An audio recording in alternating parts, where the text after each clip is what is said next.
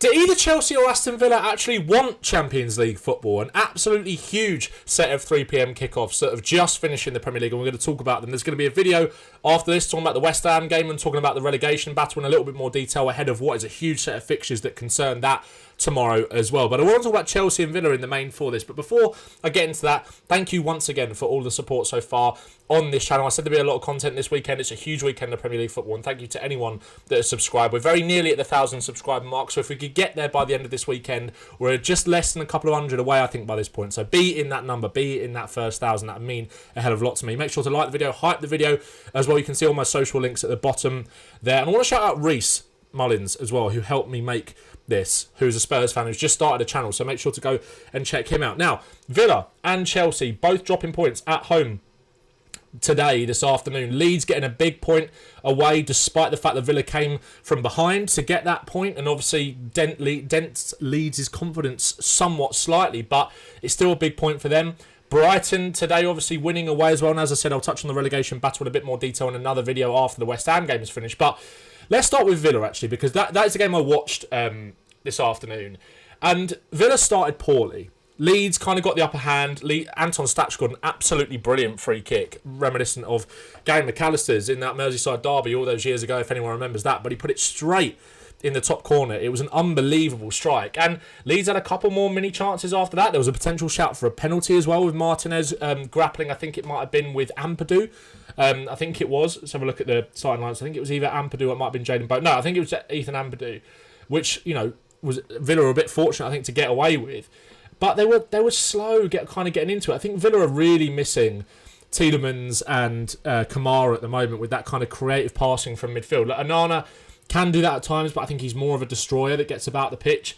And Douglas Luiz, I think, again, is a good progressive midfielder, but Tielemans just gives them that extra sprinkle of quality on the final third and takes the reliance a little bit away from the likes of Rodgers and Buendia, who, of course, you're looking to step up, but I feel like their influence on this team is maybe fading a little bit. If we look at Morgan Rodgers today, he had a couple of shots, one from inside the box, the header that was blocked, and then one from outside the box, which was a little bit wayward. But if you look at his form over the last few games or so, it's definitely kind of dropped off. 8 goals and 5 assists.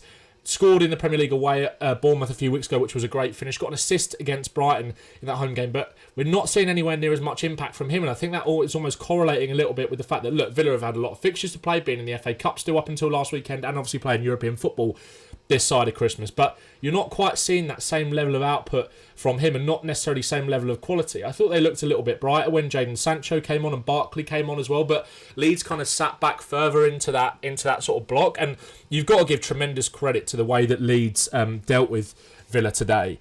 Bodies on the line defending, they were absolutely superb in that one. I just uploaded a TikTok just now, actually kind of giving my thoughts on it, and there was a Villa fan saying we've absolutely got nothing going forward. Phil Keenan, Tielemans and Kamara getting injured at that point in the season, given our position, is the most Villa thing ever. And look, injuries have come kind of thick and fast to everyone, but they are such key pieces of this team for adding real moments of quality. There was a lot of times where they got in behind, kind of got to the byline, were putting crosses across, but there was no one really there, or that final ball wasn't quite good enough. They got a bit unlucky with a few moments, to be fair. I'd say Aston Villa, there was some, again, brilliant defending from Leeds in that first half. Watkins had one where he got slipped through, and I think he was just onside, but he snatched at the shot and it kind of p-rolled towards Darlow, and it was like, especially, look, I'm a Spurs fan, obviously, as you guys might know. I want Villa to win this game because obviously it kind of keeps Leeds closer to us, and thankful that Tammy Abraham came on and got that equaliser from that perspective. But you're just thinking, he's just snatched it a little bit, and you've seen Watkins obviously turn his season around in terms of the form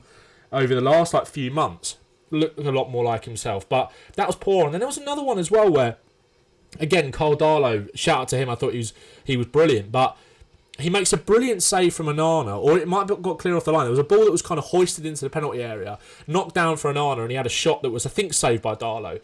And it falls to Watkins, and anyone that's seen the game, or any Villa fans that were at the game, Darlow does really well to react and kind of get it away from the feet of Ollie Watkins, but I think Watkins, he got to be a bit sharper there to get in the toe first and put it in the back of the net, and he just didn't do that.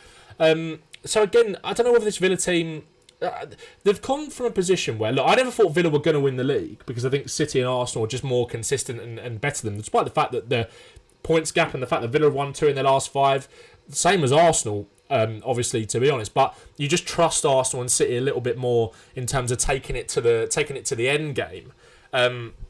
But now they're kind of looking over their shoulder. They've been done a bit of a favour by the fact that obviously Burnley nicked a point off Chelsea right at the last. And look, that's 2 home games in a row now for Chelsea where they've dropped points against teams that they should be beating. They were 2-0 up and cruising against Leeds, and then they kind of implode with the defensive issues at the back, making mistakes.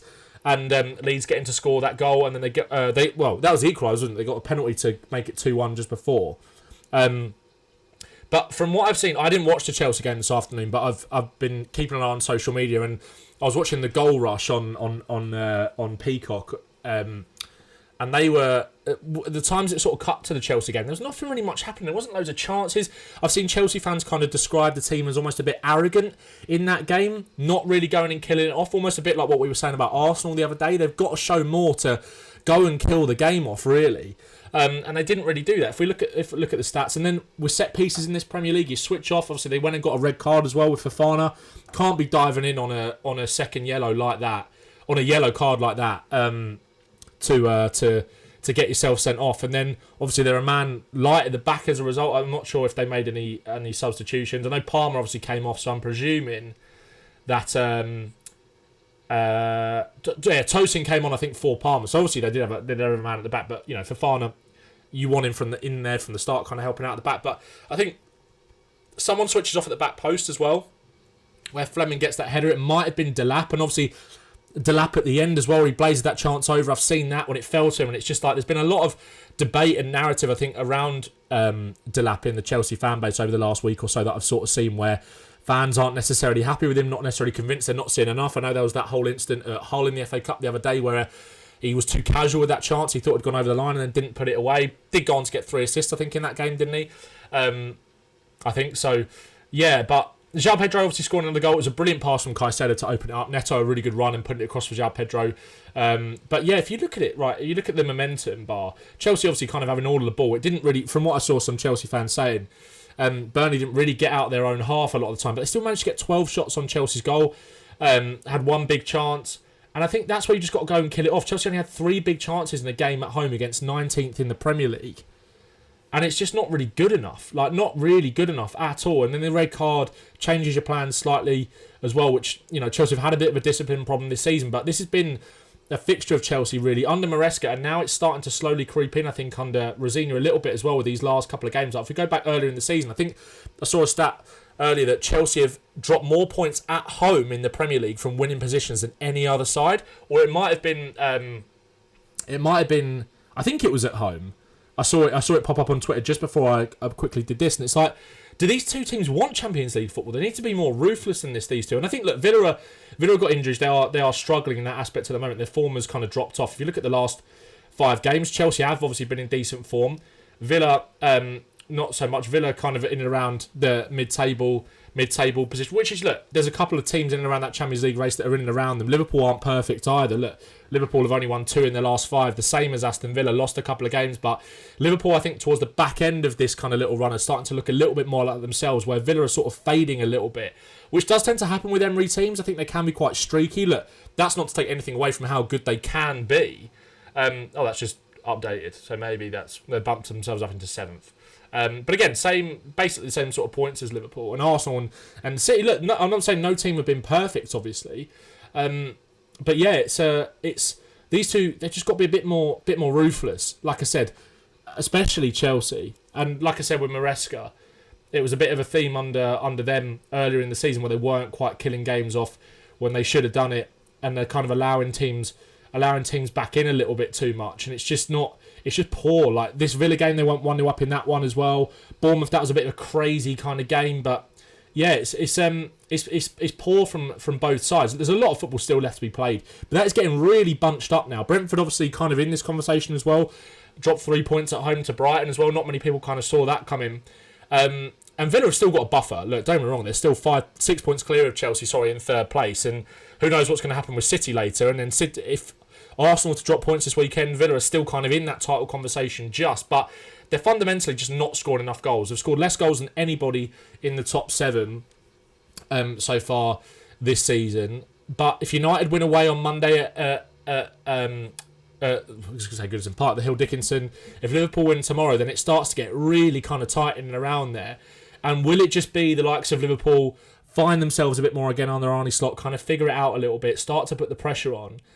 And they look like they have a little bit more momentum than Villa at the moment. Even like the game they won against Brighton, Villa, they kind of made that difficult. Only just got over the line right at the end of the game.